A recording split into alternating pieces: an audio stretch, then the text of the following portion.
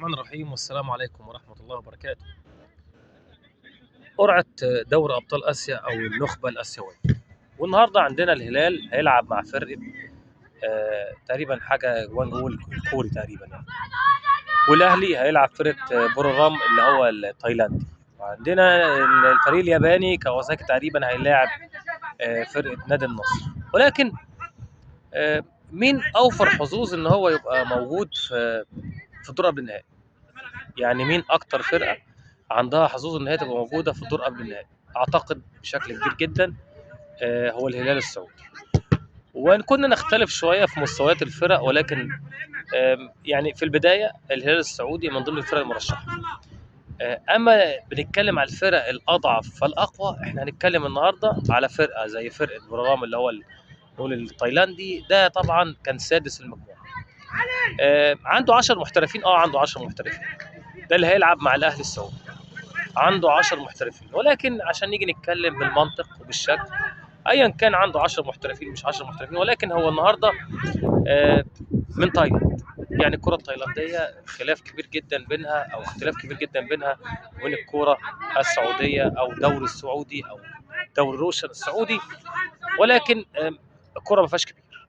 هو طبعا لعب مباراه دور 16، استطاع ان هو يعمل مفاجاه، ان هو يطلع او ان هو يخرج فريق كان ترتيبه الثالث في المجموعه.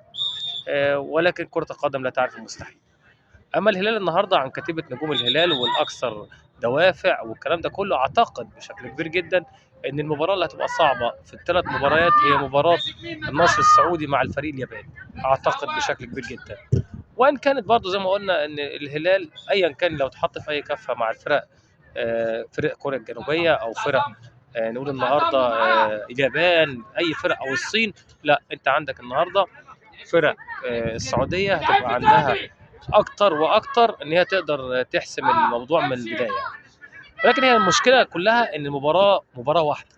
يعني عندنا النهارده يعني كره القدم لا تعترف بالمستحيل. يعني مباراه واحده ممكن فرقه تلاقيها بتدافع عنك، بتدافع من اول مباراه لاخر مباراه، وبتيجي على هدف ولا حاجه ولا كوره طايشه ولا حاجه، هوب بتلاقيه حط جول بتاع، فالموضوع خلص والماتش خلص. فدي صعوبه موضوع ان انت تلعب مباراه واحده. انما الصعب او السهل انك تلعب مباراتين، واحده على ارضك واحده خارج ارضك. ولكن زي ما احنا عارفين نظام دوري ابطال اسيا هذا الموسم دور الثمانيه بيتلعب من مباراه واحده في مدينه جده في السعوديه. يعني المغلوب هيطلع. اعتقد ان المباراه تبقى قويه. كلمه المغلوب هيطلع دي هي اللي هتعمل صعوبه شويه في المباريات. ولكن في البدايه الاهلي هيصعد، الهلال هيصعد. اعتقد اللي هيجد صعوبه في الصعود هو نادي النصر السعودي. ولكن كتيبه النجوم في النصر قادره ان هي تخرج الفريق الياباني، وان هي يبقى في عندنا 3 فرق موجودين في دور نصف النهائي لدوري ابطال اسيا. السلام عليكم.